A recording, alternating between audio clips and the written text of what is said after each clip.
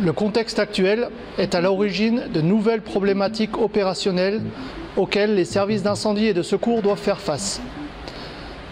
La menace NRBC, qui est l'une d'entre elles, nécessite une réponse globale et adaptée.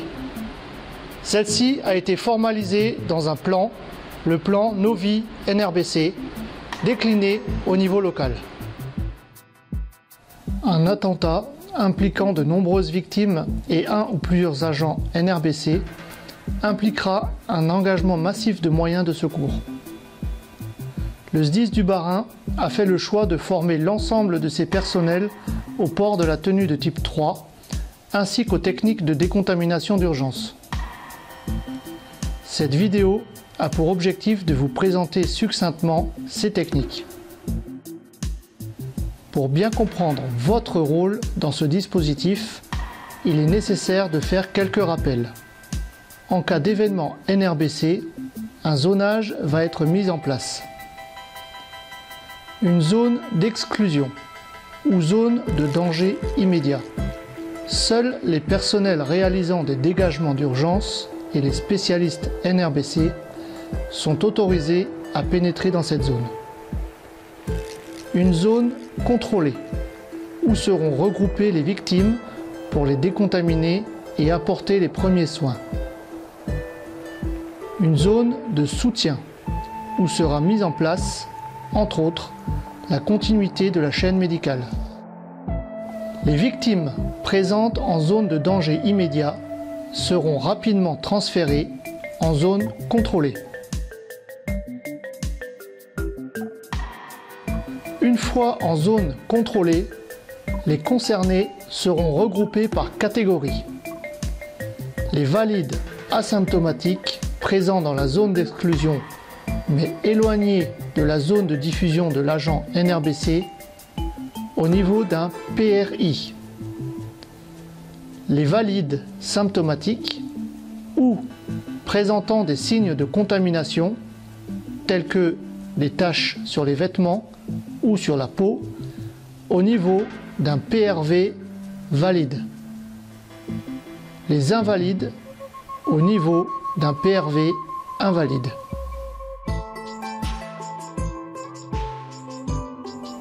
Des cagoules Evatox pourront être utilisées pour évacuer les impliqués non contaminés situés par exemple dans un bâtiment confiné dans la zone d'exclusion.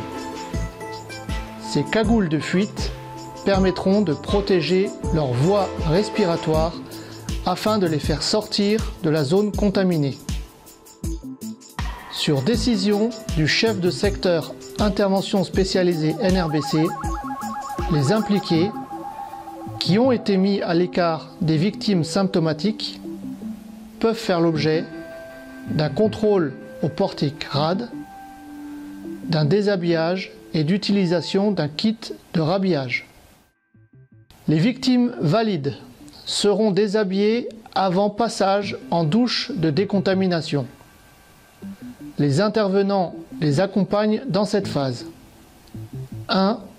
Décontamination des zones visibles, mains, visage, avec un gant.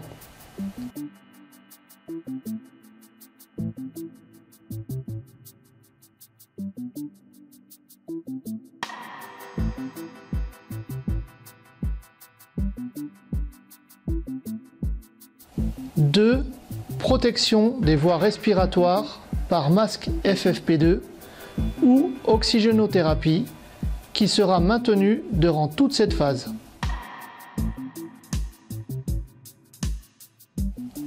3. Déshabillage.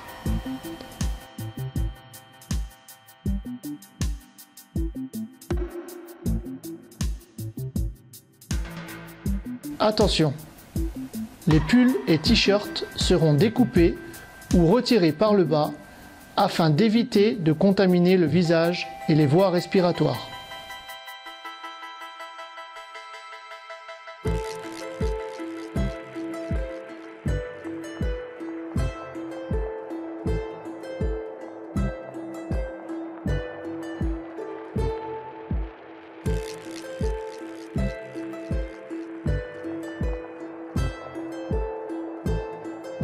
La décontamination d'urgence d'une victime invalide est complexe et nécessite plusieurs équipiers.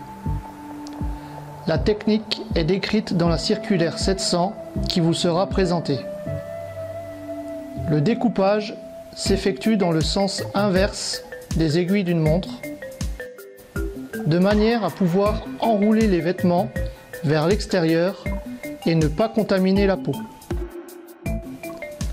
Durant toute l'opération, les équipes médicales continuent à participer à la prise en charge des victimes.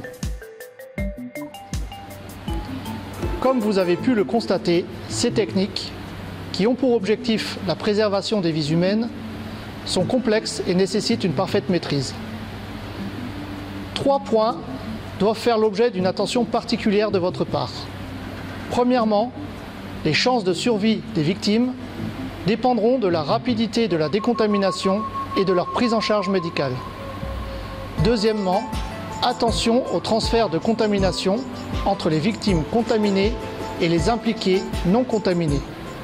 Troisièmement, attention au transfert de contamination sur la peau des victimes avec les matériels et équipements contaminés tels que par exemple les ciseaux servant à découper les vêtements ou vos gants de protection.